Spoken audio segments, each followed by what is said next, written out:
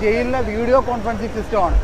അതായത് ഒരു പ്രതിയെ റിമാൻഡ് ചെയ്താൽ കൺസേൺഡ് കോടതിക്ക് ആ പ്രതിയെ വീണ്ടും കാണുന്നതിനും അവരുടെ റിമാൻഡ് എക്സ്റ്റെൻഡ് ചെയ്യുന്നതിനും അല്ലെങ്കിൽ അവർക്ക് ജാമ്യം നൽകുന്നതുമായിട്ട് ബന്ധപ്പെട്ടുള്ള ബാക്കി പ്രൊസീജിയറുകൾക്കും വേണ്ടി കാണുന്നതിന് വേണ്ടിയാണ് ഈ സിസ്റ്റം ജയിലുകളിൽ ഇപ്പോൾ നടപ്പാക്കിയിട്ടുള്ളത്. ഇപ്പം കൊല്ലം ജില്ലാ ജയിൽ അതിൻ്റെ പരിധിയിൽ കുറേ കോടതികളുണ്ടല്ലോ. ആ കോടതികൾ ഏതെങ്കിലും ഒരു കോടതി വിളിക്കുമ്പോൾ, അതായത് ഇപ്പം ഉദാഹരണത്തിന് ചവറ കോടതിയാണ് വിളിക്കുന്നതെങ്കിൽ നമ്മൾ വീഡിയോ സിസ്റ്റം ഓണാക്കി ചവറ കോടതിയിലെ ജഡ്ജിയുമായിട്ട് ഈ പ്രതിയെ ഈ കൂട്ടിൽ നിർത്തി കാണിച്ചതിന് ശേഷം പ്രതിക്ക് അങ്ങോട്ടും ഇങ്ങോട്ടും സംസാരിക്കുകയും ജഡ്ജിയായിട്ട് സംസാരിക്കാനും പ്രതിക്ക് എന്തെങ്കിലും കാര്യങ്ങൾ പറയാനുണ്ടെങ്കിൽ അത് പറയുകയും ചെയ്യാനുള്ള അവസരമുണ്ട്. അത് കഴിഞ്ഞതിന് ശേഷം നമുക്ക് പ്രതിയെ പ്രതികൂട്ടിൽ നിന്ന് ഇറക്കാവുന്നതാണ്. കൊല്ലം ജില്ലാ ജയിലിൻ്റെ ഈ എക്സിബിഷൻ കാണാൻ വരുന്നവർക്ക് നമ്മുടെ ഗ്യാലോസ് VR എക്സ്പീരിയൻസ് ചെയ്യാൻ ഒരു അവസരം നൽകുന്നുണ്ട്.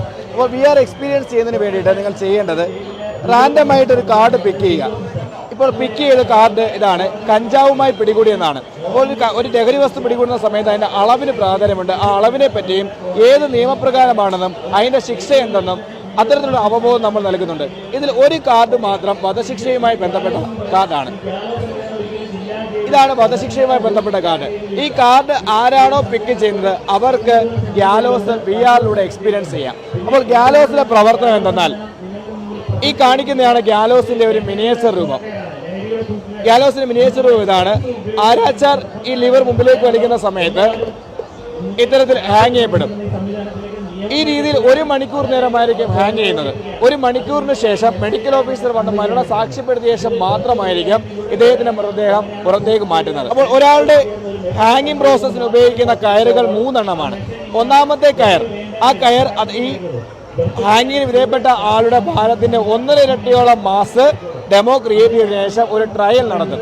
രണ്ടാമത്തെ കയറാണ് ആക്ച്വൽ ഹാങ്ങിങ്ങിന് ഉപയോഗിക്കുന്നത്. ആ രണ്ടാമത് ഉപയോഗിക്കുന്ന കയറിന് എന്തെങ്കിലും കേടുപാടുണ്ടെന്ന് വിദഗ്ധ സമിതി റിപ്പോർട്ട് ചെയ്യുന്നെങ്കിൽ മാത്രമായിരിക്കും മൂന്നാമത്തെ കയർ ഉപയോഗിക്കേണ്ടി വരിക. ഈ കയറിന്റെ നീളം സെറ്റ് ചെയ്യുന്നത് പോലും ആളുടെ ഭാരത്തിന്റെ അടിസ്ഥാനത്തിലായിരിക്കും. 44 കിലോഗ്രാമിന് താഴെയാണ് ഭാരമെങ്കിൽ 198 സെന്റിമീറ്റർ ആയിരിക്കും കയറിന്റെ നീളം. 57 കിലോഗ്രാമിന് താഴെയാണ് ഭാരമെങ്കിൽ 183 സെന്റിമീറ്റർ ആയിരിക്കും കയറിന്റെ നീളം. 70 കിലോഗ്രാമിന് താഴെയാണ് ഭാരമെങ്കിൽ 168 സെന്റിമീറ്റർ ആയിരിക്കും കയറിന്റെ നീളം. 70 കിലോഗ്രാമിന് മുകളിലാണ് വധശിക്ഷ വിധിപ്പെട്ട ആളുടെ ഭാരമെങ്കിൽ 152 സെന്റിമീറ്റർ ആയിരിക്കും കയറിന്റെ നീളമായിട്ട് നമ്മൾ സെറ്റ് ചെയ്യുന്നത്. ഇതാണ് കയറിന്റെ നീളവും ആളുടെ ഭാരവുമായിട്ടുള്ള റിലേഷൻ. ലഹരിക്കെതിരെ ഉള്ള ഒരു ഡെമോയാണ് ഇവിടെ കാണിച്ചിരിക്കുന്നത്. എന്നാൽ നമുക്കെല്ലാവർക്കും അറിയാം, നമ്മളെല്ലാവരും പത്രം വായിക്കുമ്പോൾ നമ്മൾ എല്ലാവരും കാണുന്ന ഒരു കാര്യമാണ്.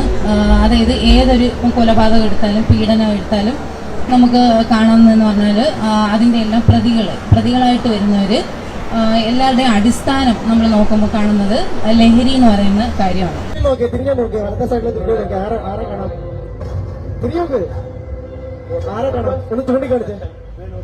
അവിടെ ഒരാളുണ്ട്. അപ്പൊ ഇടത്ത സൈഡിലോട്ട് ചൂണ്ടി, ഇടത്ത സൈഡിലോട്ട് തിരിഞ്ഞ് നോക്ക്. അവിടെ ആരും കാണുന്നുണ്ടോ? തിരിഞ്ഞു നോക്ക്. അവിടെ ചൂണ്ടി കാണിച്ച എവിടെ? ആരാണോ? അവിടെ തന്നെ. കയറ് എവിടെ കാണുന്നത്? കയറ് ഒന്ന് കാണിച്ച എവിടെ? കയറ് എവിടെ കാണിക്കുന്നത്? അവിടെയാണോ? കഴുത്ത് കയറ് ഇട്ടെ ഇടട്ടെ ഇടട്ടെ. ലഹരിയുടെ ഉപയോഗമാണ്. ലഹരി ഉപയോഗിക്കാറുണ്ടോ? ഒട്ടും ഉപയോഗിക്കാറുണ്ട്.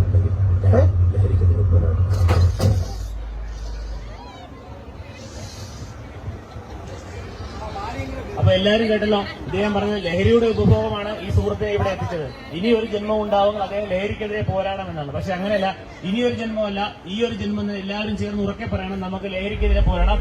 എല്ലാവരും ഉറക്കെ പറയുക, ലഹരി വേണ്ടേ വേണ്ട.